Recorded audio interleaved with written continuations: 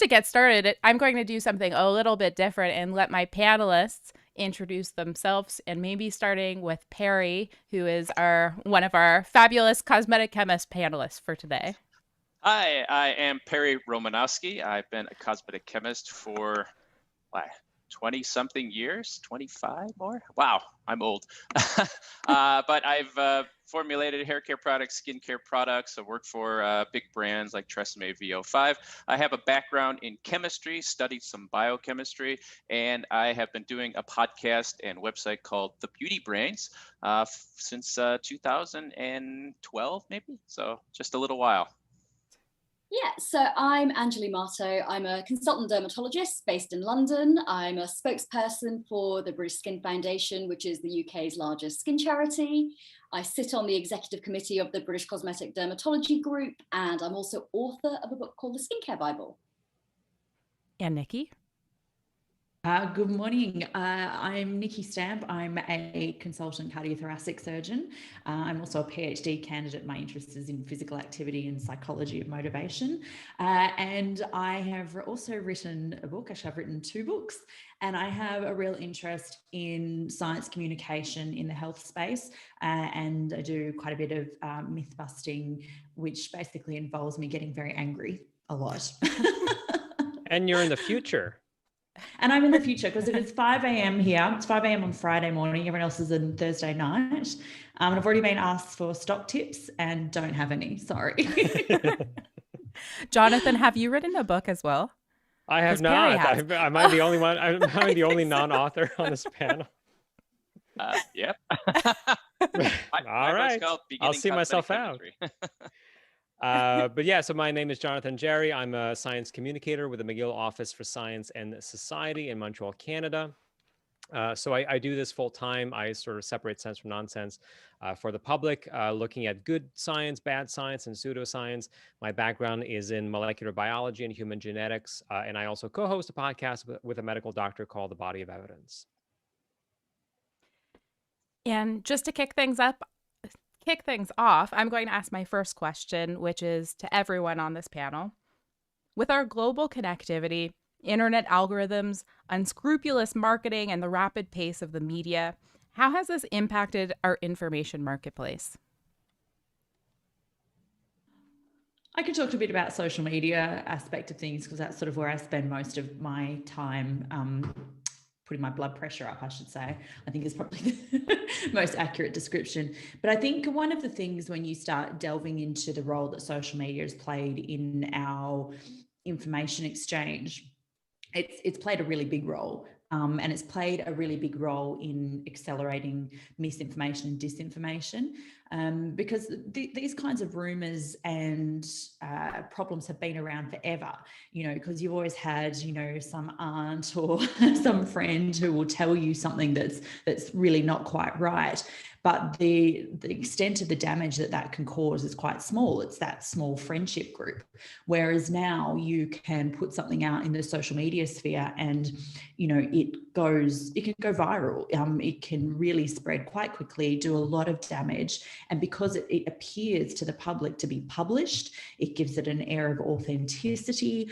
There's a whole bunch of research on the problems with social media in the health space anyway, about the way misinformation, disinformation is communicated. It's more likely to be read, it's more likely to be believed than things that are accurate. The algorithm is set up, these platforms are created to sort of, I suppose, suck you in, and it's working very effectively. It's incredibly problematic. It's really problematic. I find it problematic and very frustrating when a lot of the reach around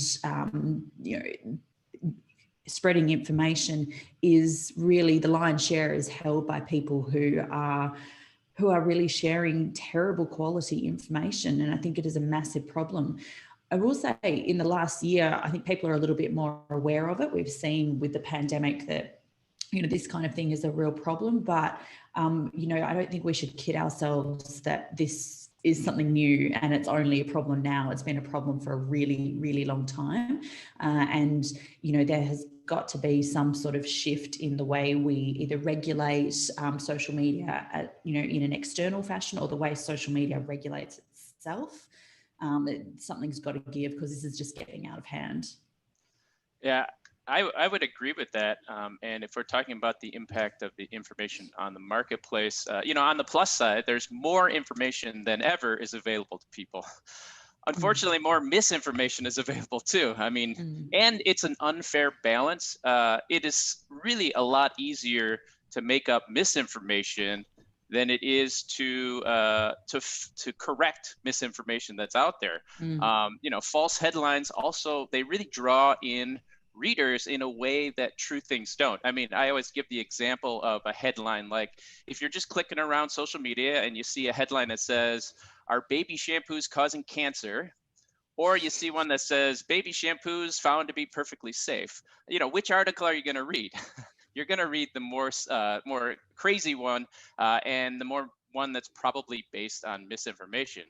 Overall, I think this has made it much more easy than ever for consumers to be fooled into believing things that just aren't true. And marketers really do excel at doing this. And sadly, many duped consumers don't even realize or won't even be convinced that they have been duped. It really has made people much less humble about their knowledge than I think they ever used to be. That's right. I think particularly, just going back to the healthcare space itself, I think one of the biggest issues as well is the way that people are using social media to access healthcare information as their first port of call, rather than going to a health professional. And we're certainly seeing that shift, which is quite worrying. So we've already touched on the fact that, first of all, confirmation bias is an issue. So people are selectively exposing themselves to information that they already believe in or have bought into. There's no doubt that false information spreads further and faster. And I guess that is human nature. We are going to remember the weird and wonderful rather than the true and boring. There is the issue with echo chambers. There is the issue with social homophily. People follow other people that are like themselves. So it's very easy to fall into amplification of what you already believe in. And then there is plenty of data, if I think about sort of skincare and dermatology, which shows that people don't engage with the science, but they will engage with, say, an influencer or a YouTuber where the quality of information about a skin problem or a skin issue may be much, much lower. So I think there are a number of things that are feeding into each other. And it is quite worrying. It is quite frightening, because I don't see how we're going to get back to a place where actually you go to the expert for their expert advice, rather than everybody is an expert and chooses who they decide to buy into or believe in. The last layer that I would add on top of that is that also the world is a lot more complicated than it was 20, 30 years ago. And so the nature of the information as it relates to new technologies, for example, that are themselves very complicated, it's becoming a lot harder to tell what is true from what isn't. We know so much more scientifically than we used to know. And that also means that this knowledge and this terminology can be exploited by people who want to sell you something that doesn't work to make it appear even more pseudoscientific. So on top of all of that, on top of this democratization of the means of media production, where anybody can have, a podcast, a video channel, or a blog, the world itself has gotten more complicated. The technology is a lot harder to understand, and it's becoming easier to throw up a smokescreen in front of a product to make it appear scientific when it isn't. Now I'm curious. Do you think that this has gotten worse, or do you think we're just more aware of it? This issue of misinformation. I personally believe just because of social media, it's worse, because anybody can publish anything. And in the old days, maybe you could print out a flyer and hand it around at your college. Maybe you could take out an ad in a newspaper that would be seen by some people. But now you can put something on Twitter, and if it gets seen and repeated by enough people, it goes worldwide. So it's a lot easier to publish, which makes the problem worse. I think also on top of that, the lay media is because of the way that, social media is taking over the media's job. It's more important for them to publish headlines that are just, they grab you. So I think that, I don't know, I haven't seen anything to confirm this, but it does feel like there's a lot more bias in publishing because they need clicks, because clicks mean money, because no one's buying newspapers anymore. So, everyone is in on this. I guess bringing it back to kind of beauty in some ways, that whole science exploitation, which is essentially, I think, what Jonathan was almost referring to in a way of this kind of veneer of credibility using scientific language. It feels like beauty marketing has been doing that a lot more recently than I would say a decade ago or 2 decades ago, where it is all about, well, X ingredient does this to your skin, or it affects this layer of your skin or this particular cell type. So I think in answer to your question, Jen, I feel like certainly in the beauty sphere and the way that beauty marketing is working, definitely there is a huge amount of science exploitation going on at the moment.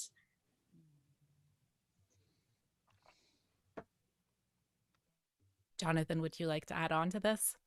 Not particularly. I mean, it's all been said. I mean, yes, I think we are all becoming more aware of it. The WHO, referred to an infodemic in 2020.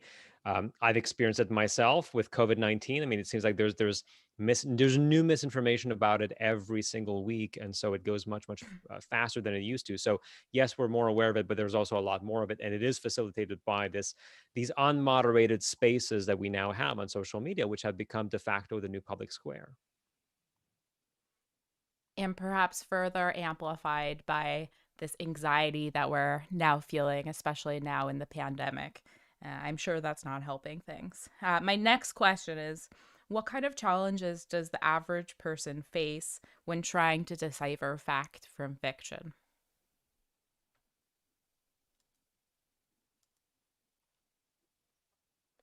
Well, I'll start.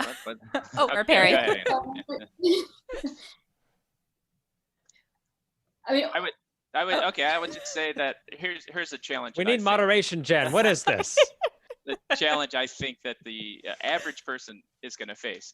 First of all, knowing what's true. There's so much information available, but unless you're a subject expert, it's hard to really know what's true. Another challenge is your own biases. And I think Anjali already had mentioned this, but everyone has things that they want to be true.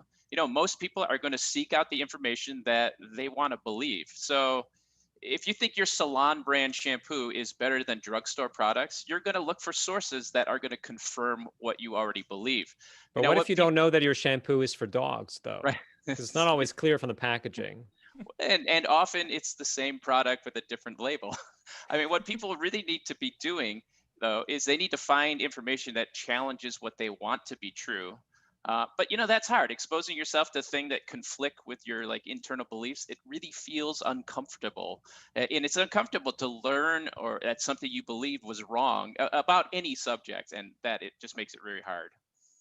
So hard as well, isn't it? Because there is so much noise out there that you think that as a person that's following a diverse group of people on your social media platform, multiple doctors, let's say, and then even those doctors have got conflicting viewpoints, you can see why people are literally so confused, because from their point of view, it might almost seem like, well, the experts can't even agree on whether, I don't know, diet causes acne, or whether if I cut out dairy, my skin will get better, or whatever it might be. But, if the experts don't agree, and even if you're making the best will in the world to try and diversify your sources as best as you can, it's still very difficult to actually wheedle out, well, who is an expert, and are they actually an expert in what they say they're an expert in? Because that area of expertise is so narrow as well. Another challenge is when you have fears and anxieties about something.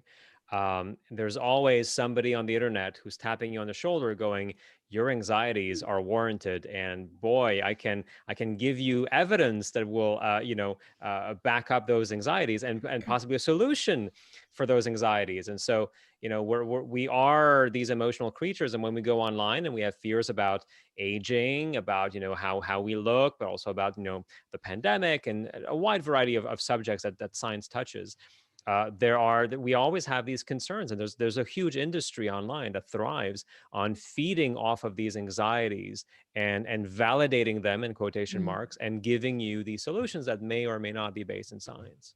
Yeah, it's preying on the vulnerable often. Yeah. I think that's what makes it so distasteful. There is either a willful ignorance or sometimes a very a very well-known process going on of that, where we are going to prey on the vulnerable to make money or popularity or whatever it is. But I think, Anjali, you mentioned something also before that I think is very pertinent here, is that using sort of scientific lingo in conversation has become so much more common.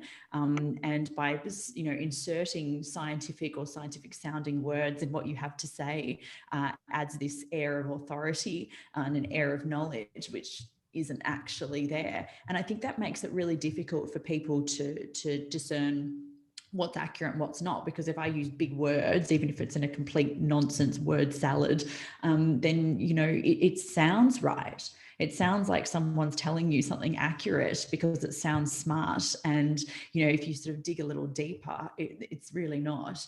And it's really confusing. It's really hard. I mean, I think it's really important to say, though, is that everyone's vulnerable to this. I've read things, particularly outside of my own space, outside my own expertise, where I'm like, oh, really? That's so interesting. And it's not until you go and verify that that's, true or not true, that you don't understand. So I think that people need to understand that this isn't their failing. The system and the people who are benefiting off this system are really exploiting all of us, and we're all vulnerable, and we shouldn't feel bad about that.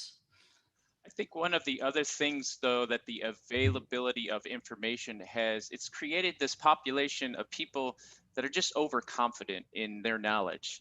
There's people come to believe that they are become the educated consumer about any subject. And I've read something on the internet, and that makes me equally qualified with a researcher who's been in a study in something for 25 years and actually doing research in a lab rather than just what you read on the internet. And these types of people also kind of resist any kind of correction. There have been many popular books written on all types of subjects that have just become wildly popular. I think of that industry, that example in the food industry. There's a book called Skinny Bitch.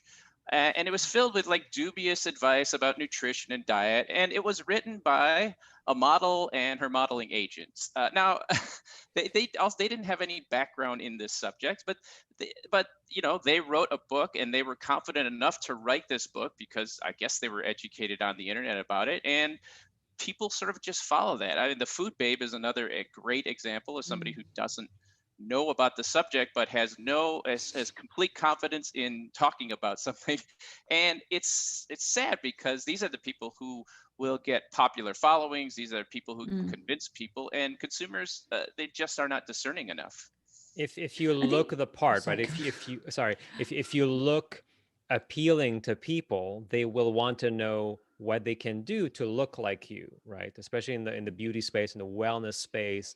And so that gives this incentive to traditionally very good looking people to say, oh yeah, the reason I look like this, it's not my genes. No. It's this cream that I'm using, it's this diet that I'm taking, whatever it is. And so that is something to look out for. Don't trust somebody as an expert just because they look good. That is not enough. And also I would say that information is not the same as expertise. As you were pointing out, there's just so much information out there, but knowing how to evaluate it is a separate skill set. So just because you have information in your brain, as we all do, does not mean that you have the expertise to evaluate it properly. Just one final thing. We've sort of talked a lot about the importance of expertise. And I think it's important to look at some of the origins of this, is that a lot of people, and I think you see this a lot in women, have been very disenfranchised by experts over the years, whether it be, I think the medical profession has done a particularly bad job. We've been, very patriarchal, paternalistic kind of history. And it has forced people to do their own research because we've done a poor job of treating them like, as it says, equals, or as people who are, rightful party to their care. We've kind of just told women, oh, this is, and people in general, this is what you need, this is what you should do, I'm the expert, trust me. And I think some of this sort of going online and doing your own research is about re-empowering yourself, because we have, like I said, we've done a really bad job of doing that. So I think that science, medicine, healthcare needs to understand the role that we've played in that. And I think expertise is incredibly important, but I think we need to acknowledge that a lot of these things have come from people not having their lived experiences acknowledged as important alongside the evidence. And we need to work out how to integrate those things to make sure that people have confidence in accessing expertise. Yeah, and I just wanted to echo Perry's point. This is something that frustrates me quite frequently in industry, but this happens a lot in every industry where people who don't really know what they're talking about are very confident, more confident than the experts.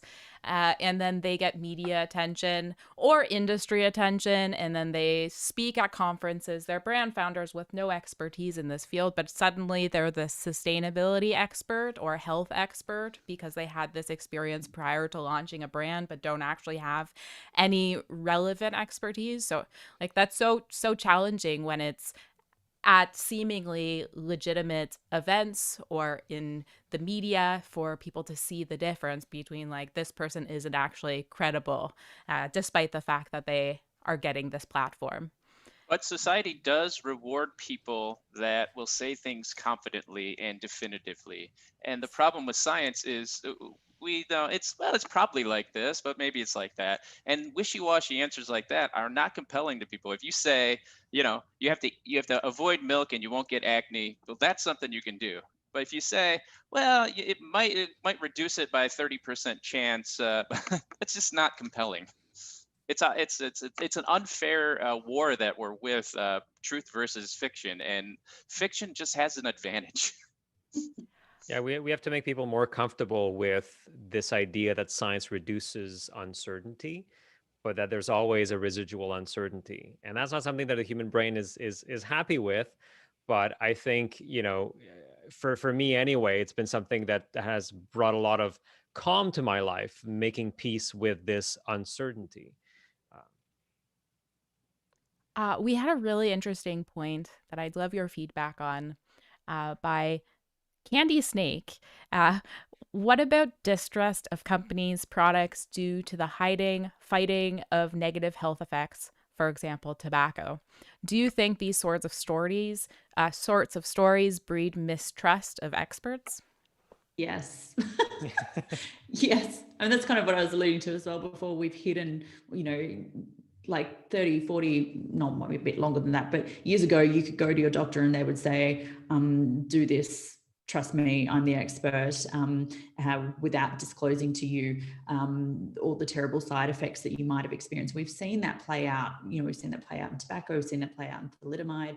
We've seen that play out in so many different circumstances, and we've also seen that play out in untrue narratives around the side effects or unintended consequences of the things that we do or we sell to people. So yeah, I think there is a huge distrust in science. I mean, I think we've seen it in the last year. When COVID-19 first started, we said masks don't help, and now we're asking everybody to wear a mask, and they're like, well, hang on, you guys, like, what are you talking? You don't know anything. Clearly, we can't trust you.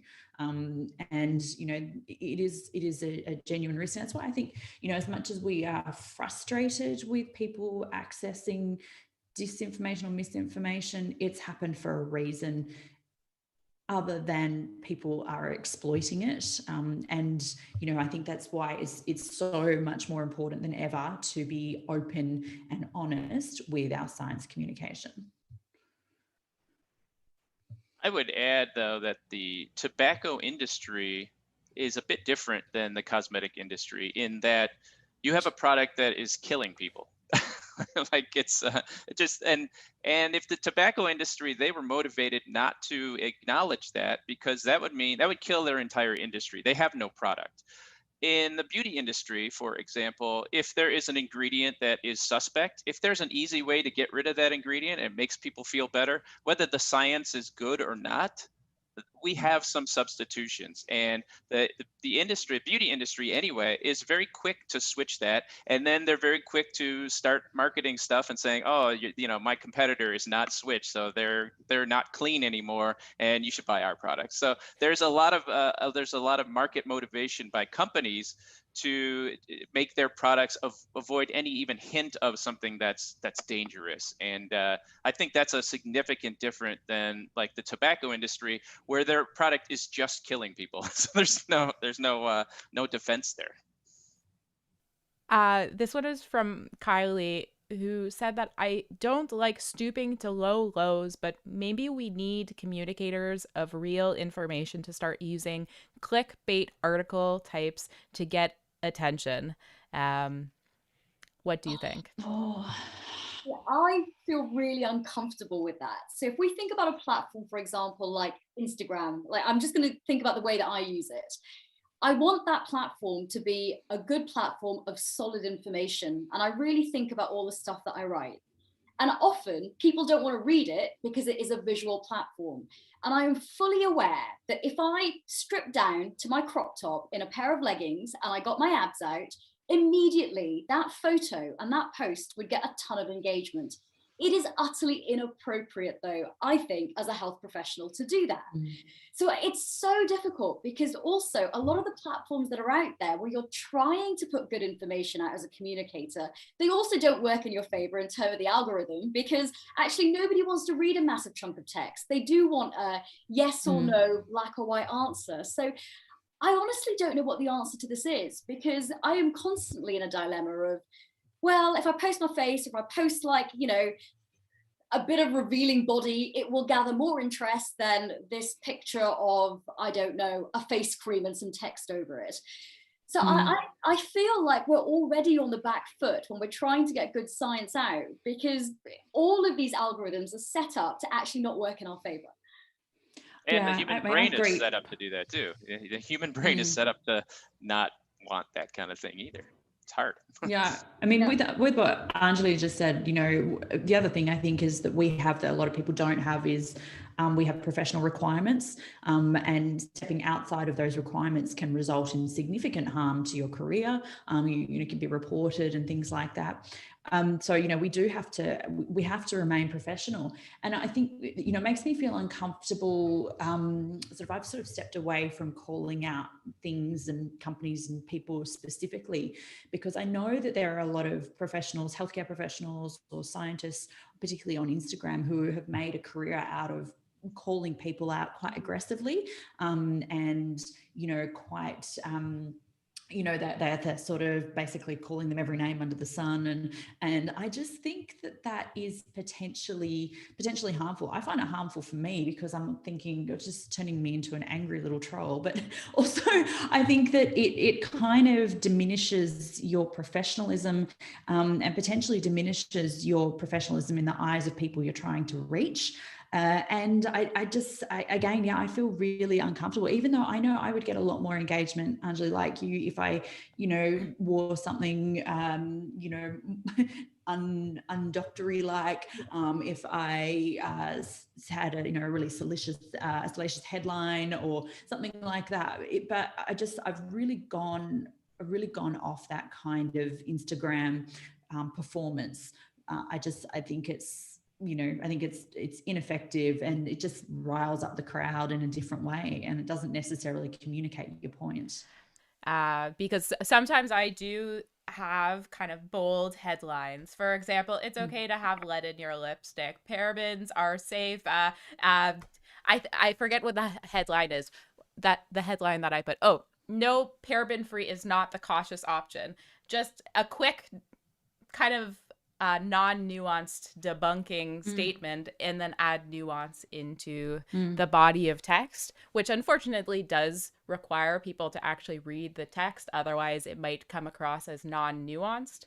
When I don't do that, people don't read my content. And so if there's this like misinformation in the marketplace, how else can we start to correct this misinformation unless we use the same kind of tactics that actually get people to read our content? We can add nuance past this headline. Even like, I don't actually think that it's that controversial to say no, paraben free is not the cautious option. Like, I stand by that statement, but people who hold a certain belief see that as something else. Well, as far as the headlines go, I would agree with you that in the game of getting attention online, you got to play that game, and because other people are playing it and giving misinformation. So there is some of that. As far as call out goes, I kind of agree with what has been said before, is that it's just creates a negative atmosphere, and it makes you look bad. And so I try not to call anybody out, certainly not by name. I will use brands as examples and the claims that they make and demonstrate why those claims are wrong or misleading. but I don't want to scold people and say, you're bad, don't do that. Even though I want to, I don't think it's an effective strategy. With someone like Marsola, you don't think that, or Food Babe, or someone with such a large platform, should we be holding them accountable for the information that they're? Well, there's a good philosophy that I kind of agree with, which is that you don't want to give somebody with a smaller following than you your spotlight, but it is fair to go after somebody who is much larger than you, because you're not giving them, more followers or more attention than they already have. There's another aspect to all of this as well, though, which is if you were to start calling people out, and I have done so in the past, don't do so anymore, or if we're talking about how we can communicate science in a better way, the downside of a lot of this as well is a lot of people don't want to do it because you will get trolled at some point. And that's not for everyone, the kind of negative comeback that you can sometimes get. So let's say you go after a bigger account, and then that bigger account sees that you've done it. They send all of their 300,000, 1 million followers after you. So before you know it, your feed is full of people telling you what an awful person you are, how little you know, how unprofessional you are. And again, that's not for everyone. And it becomes very difficult then, because you just think, what, this actually isn't worth my mental health. That comes first. And I think just generally for anyone that communicates science, I suspect that if you're doing it on some kind of level, at some point people are going to come after us. And at some point people are going to threaten to leave awful reviews of you or report you to your professional body or whatever it might be. I know I've been at the receiving end of that, and I'm sure I'm not the only person. You might also get a legal threat. Yeah, well, I mean, let's not sugarcoat it, though. We are a threat to people who are trying to use misinformation to sell products. We are taking money out of their pockets if we're convincing people not to buy their BS treatment. And so, we sort of, it's understandable why they would send people after us. Yeah. It's the price we pay to be experts.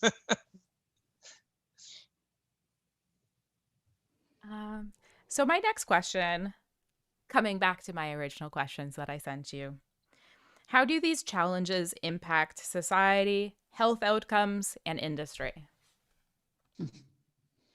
Well, I think they create unnecessary fear and panic about things we don't need to be worrying about. So parabens, endocrine disruptors, and skincare being prime examples of that.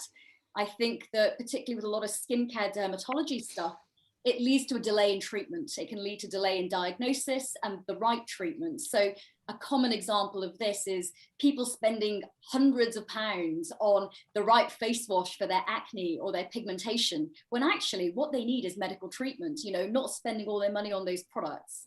The third thing that I think I directly see as a result of that is worsening psychological health, because people are buying all these treatments, they're wasting time, they're wasting money, and they're not getting any better. And this is probably like the tame end of things. The other extreme, you've got people that are buying into using black salve for skin cancer, and that could potentially lead to death. So I guess the level of harm it can cause is on multiple levels, of making you feel bad to actually potentially killing you at the other extreme. I'd say related to the beauty industry, this mindset really gets people to spend more money on products that don't work, that they don't work better, and sometimes they don't really work at all. But it also makes people more gullible for other advertising messages in other areas that can be downright dangerous. I mean, people believe all the pharmaceutical ads that we have here in the United States over what their doctor is going to tell them. And why is this? Because they become more gullible. I mean, maybe even more importantly, in like areas of politics, people have been conditioned to not be critical thinkers, and they're just duped by lies, misinformation, which will lead them to, say, voting for leaders like the guy we just got out of office. I mean, it's just embarrassing that someone who was such a liar was a president of ours, and he got as many votes as he did even in the next election. And I think this is a direct result of the kinds of misinformation that's so easily spread through advertising, through social media, and just connecting online. And it really has made me lose a little bit of faith in our populace. I think in my specialty, this leads to people dying. Like, I don't think we should at all sugarcoat the seriousness of what we're dealing with. It does prime you for other misbelieving other things. It does sometimes directly lead to you eschewing medical care. And yeah, in my field, it really leads to people dying. I'm sadly seeing more people with cancer who don't want to pursue the treatments that are prescribed, even though we know they work well, because they read something online about a diet, or they'll have half the treatment rather than the full lot. And this is pretty serious. I think it's serious from a social perspective. Yeah, it's political unrest. It's terrible responses to pandemics. It seems kind of small at times because, what's the harm in buying a face cream that doesn't work? But when you sort of take that in the context of everything else that's going on, I think this is a real serious concern.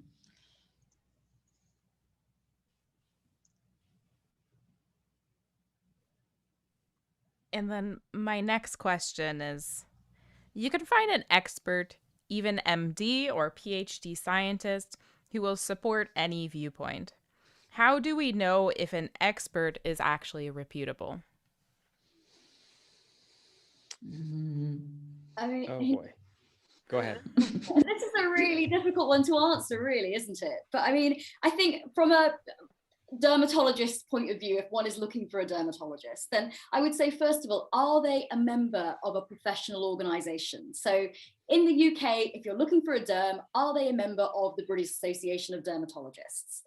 Have they completed a recognized training scheme? So again, if you're a consultant dermatologist, US equivalent of board certified, you will have got a certificate of completion of training after having completed a nationally recognized training plan that you would have gone through. So do they have that? But then I guess on top of that, is their messaging consistent? If this is somebody you're following on social media, is this somebody that one day is saying, oh my God, parabens are totally safe, and then the next day doing a sponsored post about a great paraben-free skincare? Does the messaging itself make sense of what they're trying to say? This one's a controversial one, but do they have a lot of sponsored stuff on their Instagram or their social media? Because, if every other post is an ad post, that to me generates a question about ethics and conflict of interest. How much of that information that's being given to you is genuine information versus what a brand has paid you to do?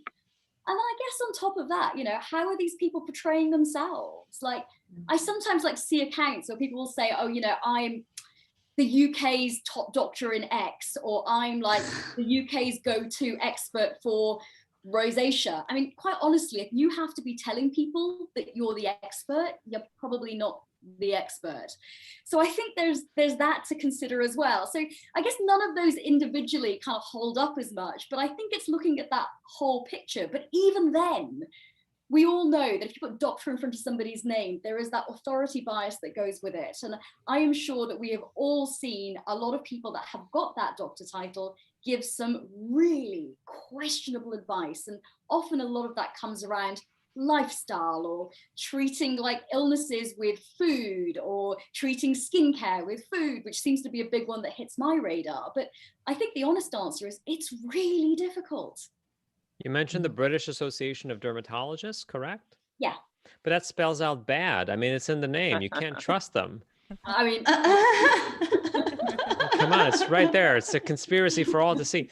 No, but it's all good points. I would add to that. Are they using nuance? When they speak on certain topics? Because as we were discussing earlier, a good scientist or somebody who uses science-based evidence to make decisions, they will often be, there's always a bit of uncertainty about what you say. Well, this looks like this. The evidence is not conclusive, but it points in this direction. There's a reduction of this, but and so whereas you see this other breed of people who are not as trustworthy, who have very absolute, definitive answers. This is the thing. So that is a good sort of almost gut reaction of what kind of language are they using? And there is this breed now that I see more in sort of the alternative health space, but that I'm curious to see if you guys see this in the beauty product space as well, but of these contrarians, and they've been given a lot of airtime during COVID, people who see themselves as the next Galileo, they go against the consensus, against the mainstream. You can't trust the mainstream. I'm the renegade, who has discovered this thing that they don't want you to know. And they're often embroiled in grand conspiracy theories, but sometimes it's not quite as obvious as that. But that contrarianism, I mean, we do need it to a certain respect when science in quotation mark does not have all the answers, and sometimes people can be wrong, and so you do need to have this back and forth, this good faith criticism. But I'm seeing a lot of these lone wolf contrarians, trust me, I've had this awakening, this road to Damascus moment, and now I know what the truth is, and follow me, and I have a package to sell you. If I can teach you for $1,500, So these are little red flags that I would warn our viewers about. Yeah, I completely agree with that. I think for me, when you're looking at people who are experts, and they probably, if they have these sort of professional degrees, and there's a degree of expertise, but I think for me, the people who say I am the answer, and they go against the grain of accepted thinking, accepted science, that's I mean, I agree. We do need people to challenge the status quo, but there's a difference between saying, hey, let's examine this. Let's just make sure we're really sure about this, to saying everybody else is wrong. I am correct. I'm here to save you all and set you free. Those are the people, even if they have doctor in front of their name and, a whole bunch of letters after their names, then I think those are the people you have to be like, I don't know about you. I mean, if it sounds too good to be true, it probably is. I mean, I agree with Nikki and with everything you guys are saying. What I like to tell people, like the first thing to ask yourself about an expert or a source that you're getting is, are they selling something? Now, if they are, that doesn't mean that they are inherently being untruthful, but you need to be a little extra skeptical of what they're telling you. Now, I understand that people need to make money in this world, but unless you are independently wealthy or you've figured out a way to, say, make money that doesn't rely on you selling products, you'll have to sell things to survive. And that means that you're going to have to bias your opinions sometimes away from what's true. I think it was Upton Sinclair who has that quote, it's difficult to get a man to understand something when his salary depends on not understanding it. So when an expert is making money selling the products that they support, the advice that they're going to get is they're going to naturally downplay anything that kind of interferes with what's going to be selling that product. It's understandable, but it also can lead to consumers to, spend more money on things that they don't need or that they don't even work. Another thing that I would say is don't rely on just one expert. Everyone, even everyone on this panel, everybody has their biases. And just because someone is brilliant in one area, that doesn't mean they're brilliant in all areas. And especially the cosmetic industry, where you have hair care, you have skin care, you have mouth care, you have color cosmetics. It's a huge thing. The Nobel Prize winning chemist, Linus Pauling, he was a great example of this. I mean, a brilliant guy in quantum chemistry, but he pushed this thing about, high dosing with vitamin C as being beneficial. I mean, ultimately, you need to find out, what is the consensus of experts saying about a topic, and just don't look at what is one expert saying. But I think also is that expert staying in their field of expertise? If you're following somebody and suddenly they're an expert in, I don't know, skin and the lungs and the heart, and, 1 minute they're a gut microbiome specialist, the next they're a vaginal microbiome specialist, they're not the same thing. So that to me would also ring alarm bells. It would be like, well, you can't be an expert in all of these areas. That's not how expertise works. So if you're not staying in your lane consistently and you're talking over a great area of topics, that would also make me think, hang on a minute, do they really know what they're talking about, or is there a lot of regurgitation of information here? There's a great term for this. If anybody's playing Scrabble, it's called epistemic trespassing. It's when you're moving into a field of knowledge that is not your own. You're trespassing. And if you're wearing a lab coat and you speak confidently, a lot of people will just believe you. Yeah, and if you wear a lab coat and say epistemic trespassing, you're going to make a lot of money. And win a lot of Scrabble games, too. Yes, that too. So I guess probably the big question of this panel, what is good evidence? Yeah. What do we mean? What's good and what's bad? Pseudoscience versus science. Well, to me, it's like if something is measurable, that's good evidence. And if something is repeatable, you can measure it twice and you get the same thing, that's good evidence. And the other thing to know is that there is some evidence that is better or more reliable than other evidence. So anecdotes about or stories are way down on the list of being reliable, and something you measure with a mass spectrophotometer or a ruler, that's more reliable. So that's sort of the range of evidence. Independent confirmation is also, it's not always there, but it is very desirable when a completely different team of scientists either replicate the same experiment and get the same results, or they do a different kind of experiment to answer the same question and they get results that point in the same direction. That is, that is very reassuring from the point of view of certainty, if you will. That's right. I guess it's about not reading individual papers. I think sometimes what does happen, I think we all see this, particularly on social media, is people will find a conclusion and then they will pick a paper to fit that conclusion. I talk about diet and acne a lot, but I feel like this is one very clear example of it. And then before you know it, well, dairy, sugar, gluten, they all cause acne. And it's not about reading an individual paper. It's looking at all of the studies that are out there. Now, clearly we can't look at all of the studies that are out there. There is so much research. So it's looking at things like systematic reviews. Obviously, again, they're not perfect because it does depend on the quality of the studies that were used in those. But it is about, if you haven't got the time to look at that yourself, it's going for bigger databases like the Cochrane database, for example, where they have pulled together massive amounts of information, or looking at guidelines where experts have already come together and set, this is the guideline for how we would manage X condition or Y condition. So I think there is also that whole idea of that hierarchy of evidence, and not all evidence is created equal. Yeah, there is this issue of a new study, right? I mean, the media loves to lead with this. A new study shows X, a new study shows Y. The cure for this is going to come in 5-10 years down the road because this new study is very, very interesting. And we see a lot of pseudoscientists also that are, sending out links to a single study that seemingly supports what they're saying and what they're selling. But yeah, as has been said, one study on its own, it doesn't mean much. I mean, there are these amazing, very robust studies that are being done that provide very good, reliable answers. But by and large, you're looking at the body of evidence, the name of my podcast. So you want to look at all of the studies on a particular question. You want to weigh their worth, and that is what is done in a good meta-analysis. Now, these are not always available, but usually when they're done, that is what you do. You look at all of the studies that have been done. You say, well, these studies are at very high risk of being biased, so we're not going to give them too much attention. These 3 studies, very well done, very low risk of bias, and here's the best answer that comes out of those studies. So scientific research is a human enterprise. It's something that we humans do.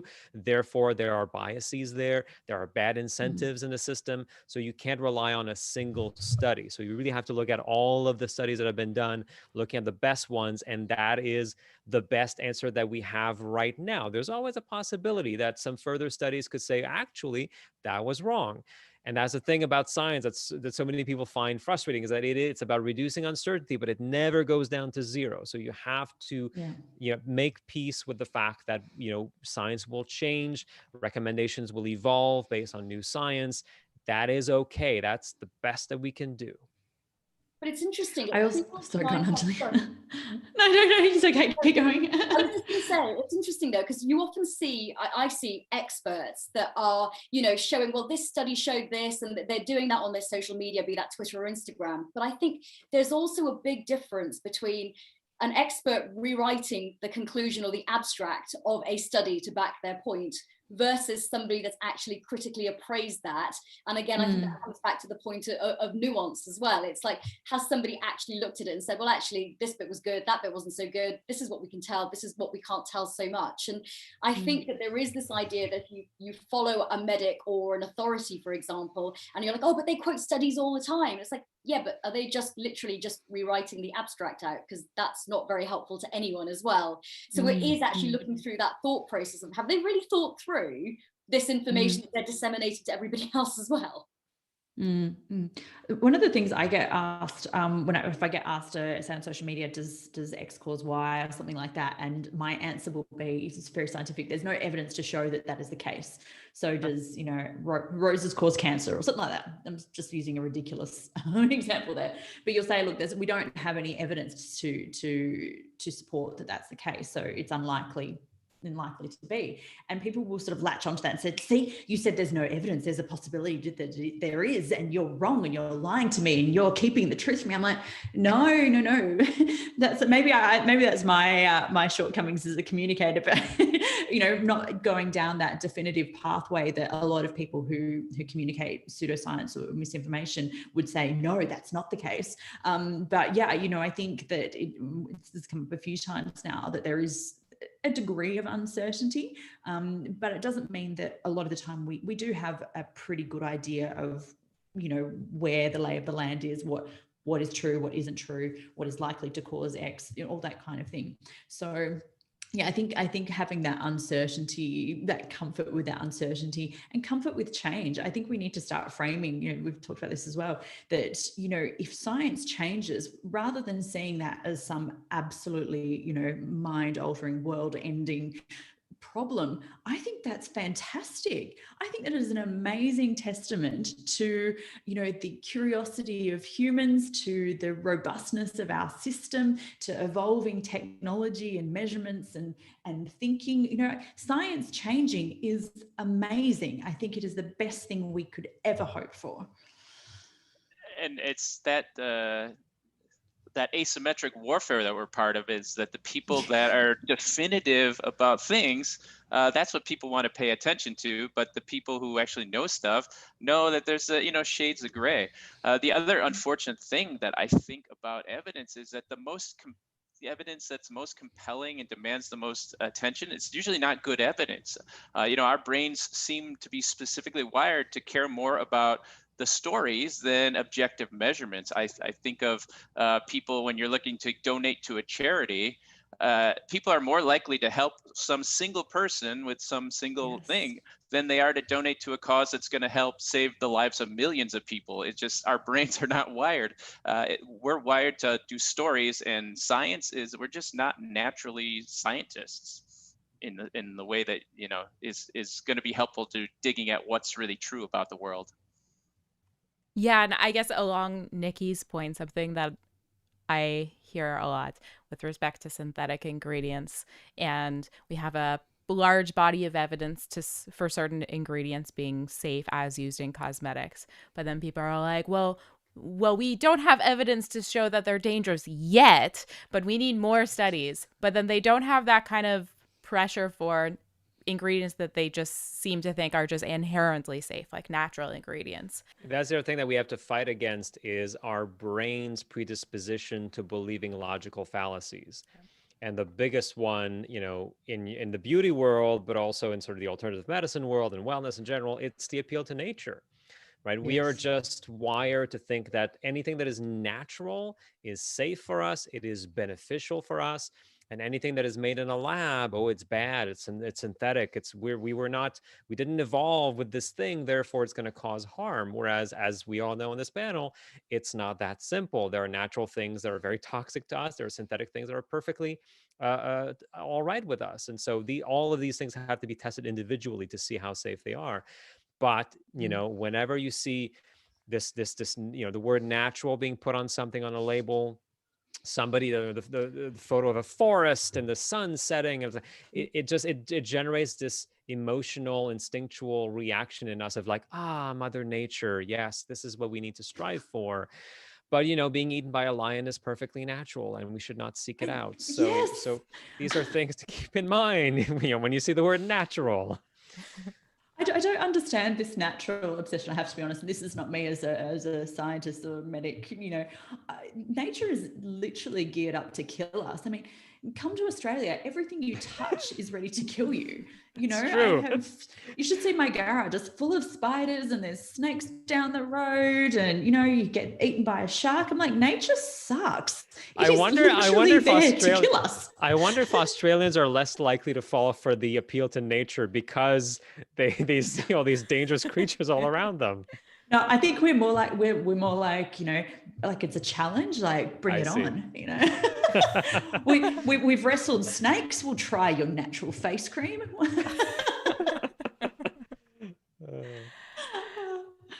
Now, we kind of answered this question, but I'll ask it anyways, just in case you guys have anything to add to it. Why is looking to a body of evidence on a subject crucial? And how does starting with a conclusion, then working backwards to confirm, lead us astray? Yeah, I can tackle that. I mean, what you just described is called motivated reasoning. And it is fed by this confirmation bias that we have. And it can be summarized by the phrase so common during COVID of do your own research. Right. And what happens when you do your own research very often, when you're not an expert in a particular field and you want to know more about, the coronavirus or about beauty products or whatever have you, is that you might start with this conclusion in your brain that is fed by what you've read online, what your values are. You want something that's natural, or you don't trust a government, or whatever it is that you're coming in with, this baggage. And then you're going to sort through information that you see according to that baggage that you have. And you might very easily cherry pick information that reinforces your own preconceptions and your own beliefs, and put aside the stuff that disagrees with you, or be more critical of that stuff, but be a lot less critical of the stuff that already agrees with you. And so, when you're doing scientific research correctly, you try to avoid this kind of motivated reasoning. You try to disconfirm your hypothesis as much as possible. You try to think of what could have gone wrong and different ways of testing this thing. But, when you're just online doing your own research and you're not really trained to do that, there is this giant trap of motivated reasoning. And the problem there is that, you start not knowing what the answer is, but really wanting one answer to be true. And by the end of it, you think that you're more sure of your answer because you have found information to validate it. But there is information out there to validate any position. It doesn't mean that it is good information. One of the things that has been said earlier is the advice to not believe just one single study. And the reason, and we just kind of said that, but one of the reasons to think about why wouldn't you just believe a single study? A lot of things are published with results that show a 95% confidence interval. Well, that may be true, but what it also says is that so there's 5% chance that this is just random. I mean, that's a 1 in 20 chance that some study is just some random thing that would have happened. And so that there is a pretty high percentage, 1 in 20, and that's like the best studies. But it's even more than that, because I mean there are just so many ways in which your data can be biased, that the famous paper by John Ioannidis from many years ago, that is one of the most quoted papers ever, of like why most research findings are wrong. So it's a lot of studies end up being wrong. They're not reproducible, or and there could be issues at any part of the pathway that goes from the initial idea to the publication of the article. So again, a single study, it doesn't mean much. It really has to be contextualized. It has to be criticized on its own, looked with a critical eye, but also contextualized within the larger body of scientific evidence that we have on this question. What I would also add, specifically in the research that's published about cosmetic science, is the effect of research that's done in cosmetics is because it's all funded by big companies for the most part, and they're only going to publish stuff that is going to show whatever ingredient that they're using in a positive light. And any study that they might have run and funded that doesn't show some good reason why you should buy this product that we're making, it's just not going to be published. And I think that's called the file drawer effect, where only things that are positive are getting published and they're persuasive, and all of the stuff that was negative, it just never sees the light of day. Mhm. And all of that is to say, you know, if you're a consumer, don't trust anything, is what you're saying. No. What I want to say though is mostly just remain humble about the stuff that you learn and be skeptical of anything you read, especially if it's particularly popular and put out by sponsored by corporations. Although I said university research, at least about cosmetics, is not really that much better in my view. So my next question is, in my industry at least, and I don't know if it's limited to my industry, but oftentimes credible experts, if they're included to begin with, share the stage with non-relevant or reputable experts in panel discussion events. I see this quite frequently in discussions around safe or sustainable cosmetics. Does this give a false dichotomy to the information presented? So Jen, who is the Yes. unreliable expert on our panel today? No, I vetted all of you guys. Doesn't it really depend on the topic? It's false balance, and you know we see that a lot. You know that I think you particularly see this in the lay media, mass media, that they'll say, "Oh no, we're presenting to a different sides. It's our job to present two different sides." You know, and it is the job of the media to be impartial to a degree, but they are giving this illusion of false balance. So by putting someone who, let's just say, a vaccine scientist next to someone who is vaccine hesitant, then you are basically saying that their arguments are of equal weight. And you know, particularly the person who is the actual expert, as we've already sort of alluded to, probably has you know, difficulties being able to articulate what they really think and feel. We are beholden to professional standards. And so we can't necessarily go out swinging in the same way that the person presenting the opposing view is. So it, you know, ultimately you end up giving the illusion that the person, the non-expert and sometimes the dangerous information is of equal weight and equal worth to the evidence that they're supporting the views of the expert. But I guess the question comes is then, if you are invited to speak in such a situation, do you go? Do you not go? And I don't actually have an answer to this. Like if you asked to give a television, a radio interview, or a panel interview on science, you know, do you say, well, listen, I'm not going to participate in false balance. I'm going to take my bat, my ball and go home and not participate. Are you doing a disservice? But at the same time, if you go on there, you're going to wind up being dragged into some, you know, shouting match or something that's equally damaging or not at all useful. So I think that, you know, from an individual point of view, it's something you have to work out. But you know, I this is where I would like to see a little bit more, I suppose, regulation or at least mindfulness for organisers, for media, etc., to do the right thing and not give platforms to people that make them look seemingly equal to the science. I think, Jen, we talked about this in your podcast when you had me on at quite a lot of length. And my kind of take on this is ultimately it always ends up being a fact versus an opinion. And it's very, very difficult when you're put in that position. And again, I'm sure we've probably all been put in that position at some point in time. And my general viewpoint on this now is I won't do it. Like I want to know if I'm going to be on a panel with people, and I want to know who they are. Like I've been in situations before where I'm stuck having to nod my head at somebody that's going on about endocrine disruption and how parabens are going to kill you. I've been stuck on panels with people where we've been all placed as skin experts, and I know the person sitting next to me probably qualified 6 months ago and maybe did 2 weeks of dermatology maximum at medical school, and I kind of feel like I just don't want to be part of that anymore. I don't want to give somebody else or some idea credibility if there is none behind it. It also depends on the platform you're given. I got invited onto the Dr. Oz show a few times, and you know, I had to decide, do I go on this show? Because it's a huge audience. Do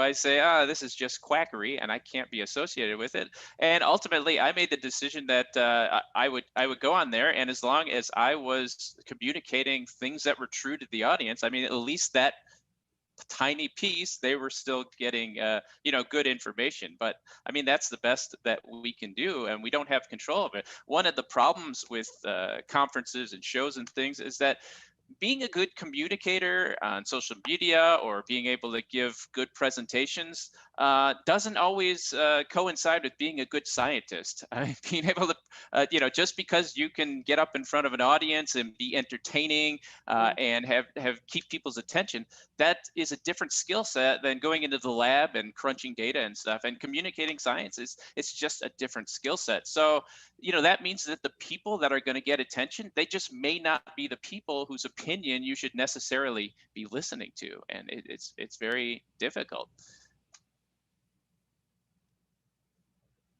Jonathan, what do you think? I agree with all of the above. I think these are all good points. And, I don't think I've ever been in a situation like that where I had to decide if I wanted to be part of a panel or not because there was somebody there who was sort of problematic and not really an expert. But yeah, these can be tough calls because you don't want to give the patina of legitimacy to somebody who does not deserve it just by your mere presence. At the same time, as was pointed out, and I know people who are pro-vaccine who went on Dr. Oz recently to talk about the validity of the COVID-19 vaccines. And at first I was like, oh, Dr. Oz. But then you do the math and you're like, yeah, well, you reach a large audience with good information. And so, yeah, maybe that is the right call. So these can be tough ethical decisions to make. And just to bring it back to the cosmetic industry specifically, the industry science is then the research. It's not really motivated in the same way that basic science is. Basic science seeks to discover what is true. And if any data is found that's not going to support a theory, a pet theory, then theoretically you should get rid of that theory or change it.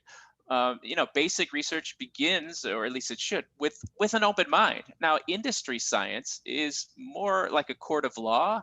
You aren't trying to prove what is true or what is real. You're just trying to prove that what you're saying is true and convincing. And so you filter that evidence such that you're just going to present the strongest case that you can. And so when you get these experts on there, even people with good backgrounds and things, they get on a panel, they might really sincerely believe that they do have the right information, or their company is requiring them to, they can present it at a conference only if you're going to support, the products that we want to sell. So the motivation for the speakers that get invited to these things is something that you have to consider. And the audience, you have to be skeptical of the kinds of things that you're hearing from, industry scientists. So I have one more question for you guys before I open it up to the audience. If you have any questions that you would like to ask our panelists, then put it in the chat and then I'll see it and then ask as many as I can before we close. So my last question is, do you have any tips for identifying credible information? I think we've sort of covered off some of this, about looking to a wide variety of people and places. I think, probably an unpopular opinion to have at the moment, but, government or professional body sources are usually really good because they are vetted by multiple layers of experts. So even though it's kind of cool to be a bit of an anarchist at the minute, it's okay to in that sort of situation to look to those areas for information. Even though we've sort of said people with qualifications can go rogue, are they qualified? I think that is a really important thing. And are they speaking in their space and their expertise? But I think if I had to say one thing that I would want people to take away is be curious. there's sort of a border between skepticism and curiosity. And I think curiosity is a really good way to approach things. So when you read something, you know, ask yourself, what makes this true? What makes it applicable to me? Ask, you know, all those funny little questions that pop into your head. Ask them and find or ask for answers for them, so that you can reassure yourself that what you're looking at is reliable. Yeah, curiosity is a great tip. I like to say, stay humble about what you do learn. You know, I'm curious. I've learned this thing, and you know, you might not have learned the right thing. Also, look at the background of where information comes from. It does matter who's publishing things.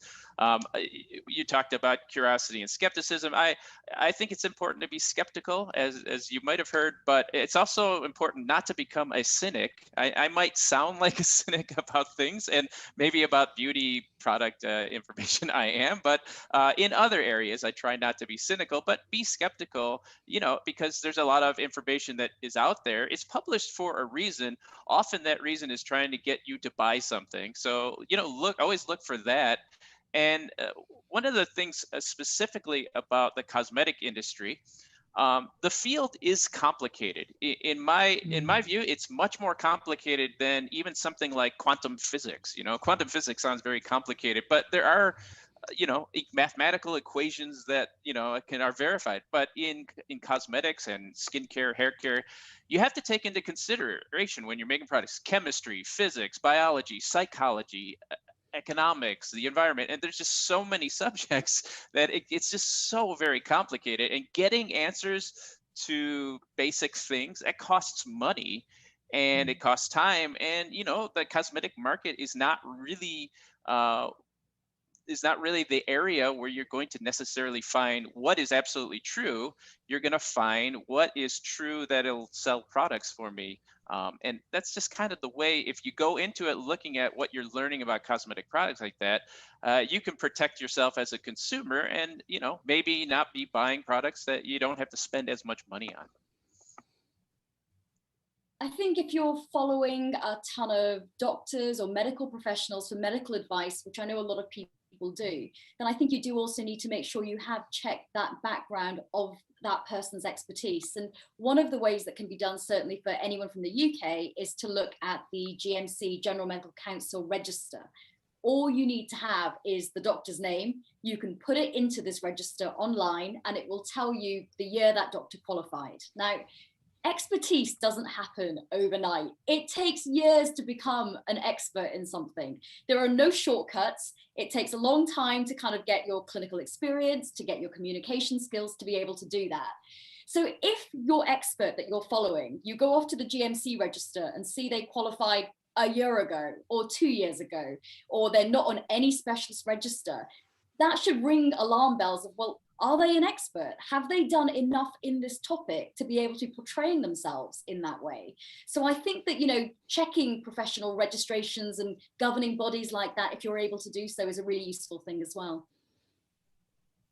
I'm not sure what to add to all of this. I mean, these are all amazing tips. And I guess the only thing that I would say is that the truth often is not sexy.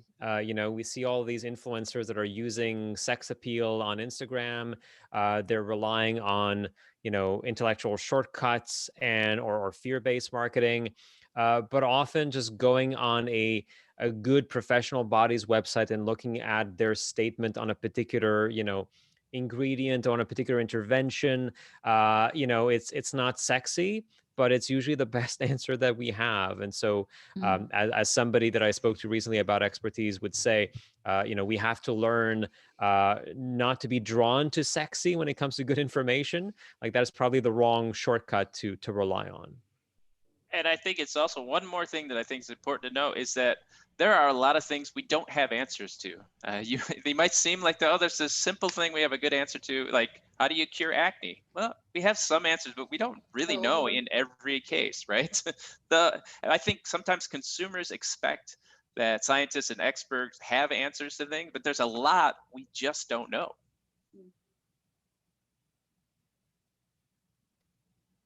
And then to our audience question. So this first question was from Connor.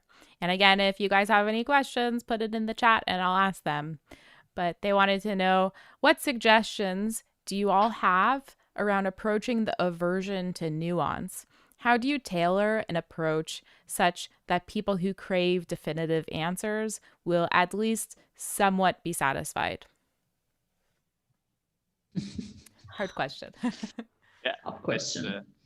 It's hard. I think I think one of the ways you have to first do it is make yourself likable, and then create some fans, and then over time you slowly feed them information that might be easier for them to accept. But it's not something where you can just go in, you don't know a person, you're going to tell them this fact and they're going to believe it. That just doesn't happen. Yeah, I mean, I also think. Oh, sorry, ahead. Jonathan. Go ahead, Nikki. I was just going to say, don't change your message to suit them per se. So don't say something definitive when it's not, just because that's what people want. I think that that compromises the information, and you sort of need to keep repeating the nuance, because I think we know with familiarity that people will learn to, they'll take those messages on board. I don't think it's just people, like certain people. I think we all want definitive answers about the world. So I think becomes a familiarity thing. If you just keep repeating the nuance, don't buckle to the pressure to give a definitive answer. To echo Perry, I think having communities of people that are okay with uncertainty, and to make that community appealing for people to join can really help. If you can make proper healthy scientific skepticism something that is appealing, that people want to join and be part of that community, that can really help. And just learning more about science, being more sort of scientifically literate can also help very much. I mean, that when I went through university and I worked in labs, I mean, that was probably the biggest thing that I learned, is how to really sort of come to terms with this uncertainty, and learn how research works and how much more complicated that it actually is to get good answers out of a scientific experiment. And so just reading more about science in general will probably put you closer to that mindset of being okay with not knowing certain things.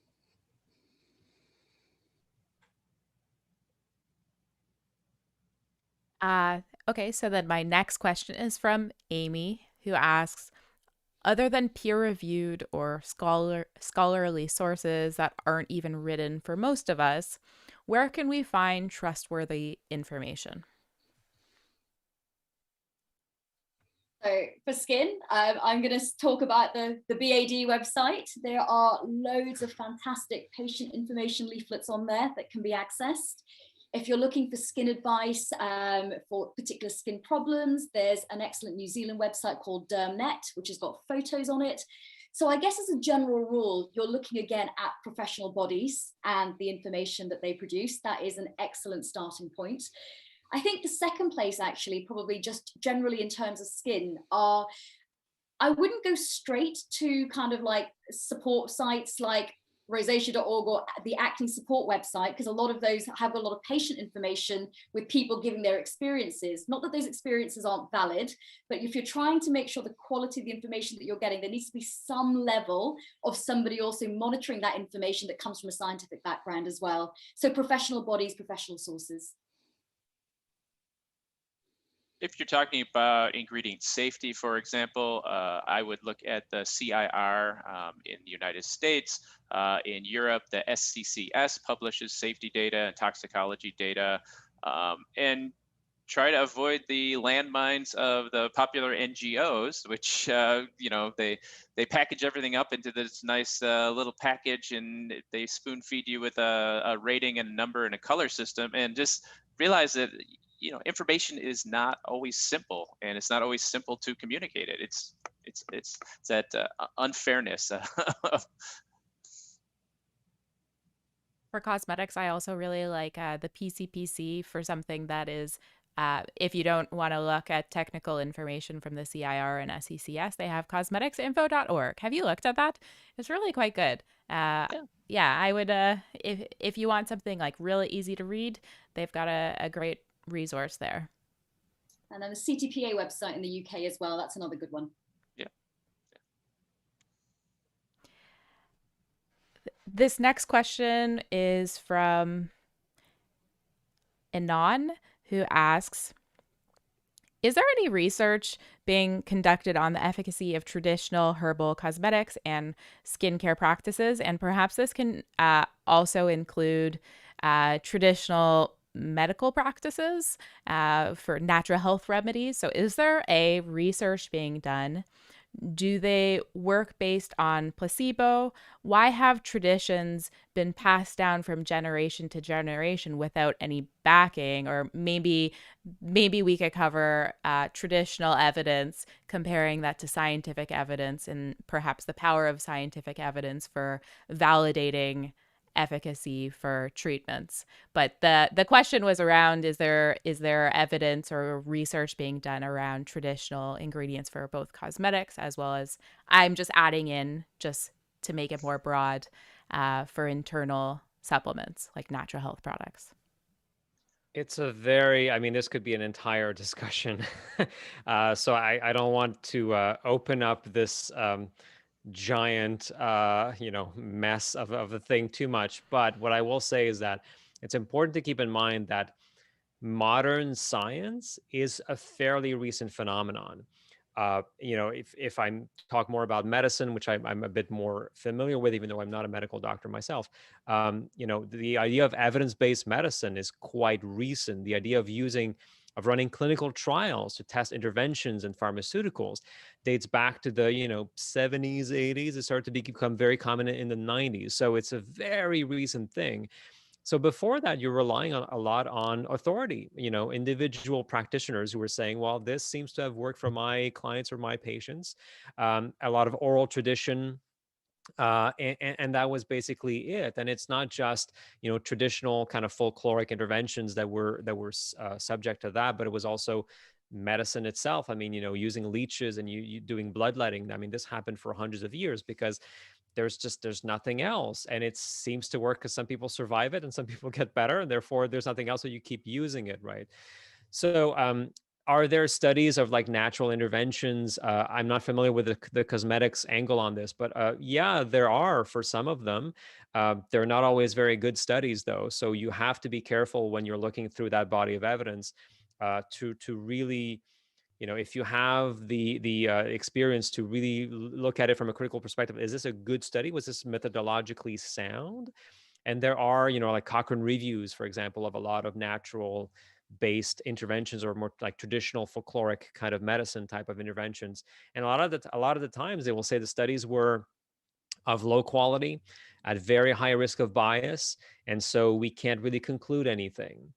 So it's all of those things. And so, it could be that there are natural things out there that have been used for a very long time because they really do work. But as my podcast co-host, who's a cardiologist, likes to say, you don't give people, a bit of tree bark to chew on if they have a headache. There's a reason why we have aspirin.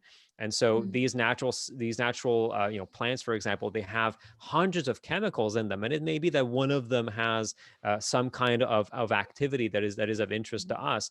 But you have to isolate this compound. You have to make sure that it is safe enough to be used. Sometimes it has to be modified chemically to make it better tolerated. And then you can dose it out and have it available in a product like a cream or as a pill. And then that the consumer is getting a very specific amount of this very specific molecule that has been tested for safety and for efficacy. I think that is the way forward, not just simply embracing something that is natural because it has an oral history behind it. Yeah, absolutely. I mean, aspirin is my favorite example. Penicillin's another good example. Penicillin, we don't eat the mold. We've distilled down penicillin to a safe and efficacious form. So in the health space, yes, absolutely. Because we definitely look at quote unquote natural remedies. But yeah, the ideal is not to, load up, every meal with turmeric. The ideal is to isolate the active compound and turn that into a treatment. Or red wine. We're not going to, have people drinking a whole bunch of red wine. We want to isolate the active we're going to isolate the active compounds in that, because it makes it safer, it makes it more efficacious. But I think the reason a lot of these things work, we don't know why they worked 1,000 years ago. Sometimes they work because there was, like in the case of aspirin, there was an active ingredient that had some medicinal properties, and that's why they worked. But we have no way of testing if that was the case. This is just a theory because it happened 1,000 years ago. Whereas now we do have the ways and means to test out these theories. And I think also, I don't think people should think that because we're kind of not against, but we're skeptical of natural remedies being better, that science isn't looking at them, because there are just so many examples of wonderful life-changing compounds. We've mentioned a few already: penicillin, aspirin, that have been found in nature, that we have harnessed now to saved millions upon millions of lives. So we're not being so arrogant to say that natural doesn't work. We're not going to bother looking at it. We are definitely, in a health space anyway, we're definitely looking at it. Yeah, I forget if this figure is really accurate, but I think it's something like 50% of pharmaceuticals on the market are at least derived from a natural compound. Yeah. So so we're definitely not closed-minded against natural compounds, but you can't just blindly chew on a plant and hope for the best. I mean, you really have to figure out what it is inside that plant that may or may not have the effect that you're looking for, and then dose it out and test it and make sure that it is safe and that it is effective. And as far as research goes at these sort of compounds in cosmetics, there's a lot of research going on, and it's specifically because there haven't been a lot of new synthetic inventions in cosmetics, and people buy into the stories of natural. And so if anybody can find some natural extract that has some effect, then they're going to be able to sell that into the cosmetic industry. Every year there's some new natural thing that you're going to add to your cosmetics that's going to be make everything great. Bok chouli was one of the big ones as a retinol replacement. A lot of things, as we were talking about before, come from the food industry. So there's a lot of research going on there. I would say it's a lot of junk research, because they're trying to look at something just to prove that something works. They're not trying to find out what's real. But what I do want to point out about cosmetics specifically is that the technology has evolved to improve. We used to use all these natural things. It used to be you'd have bar soap. Soap was just discovered naturally. If you wanted skin lightening, there was mercury around. You could put that on, and sometimes those things are bad. And the reason that modern cosmetics and ingredients were invented was because the current stuff that we had, it doesn't work as good. People used to put shellac in their hair as hairspray, and shellac is nice and natural, and it worked, but you couldn't get it out. So let's invent a synthetic polymer that works, it holds, and you can rinse it out. And so you can, if you want to go backwards and do a apple cider vinegar rinse on your hair, it's going to work to some extent, but it's not as good as washing your hair with shampoo. I mean, these natural things, the things you can get in your kitchen cabinets, we used to use those things. They don't work as well as the synthetic modern stuff. And anything that was natural and used in the past that still works now, we still use it. We still use glycerin. We still use bar soap because it works. But this idea that synthetics are ignoring what is in nature that really works, that's just not true. The cosmetic industry, as far as technology goes, we use what works. And if it doesn't work, if something works better, then we're going to switch to that. For lots more on this topic, the first panel presentation that we did, Jonathan was on the panel. We had a conversation that was pretty broad around critically thinking in the misinformation age. And I believe this question, something similar to this, came up. So if you want lots more, then go watch that panel. But thank you to our panelists for joining in for this conversation. Thank you to our audience for joining in as audience members. If you guys have suggestions for a future panel discussion, leave it in the chat or comments. And I'm currently considering our next month's topic. So if you want me to consider your topic, then put it in the comments. But thank you again to our fabulous panelists and to all of our audience for tuning in. Thanks, everybody.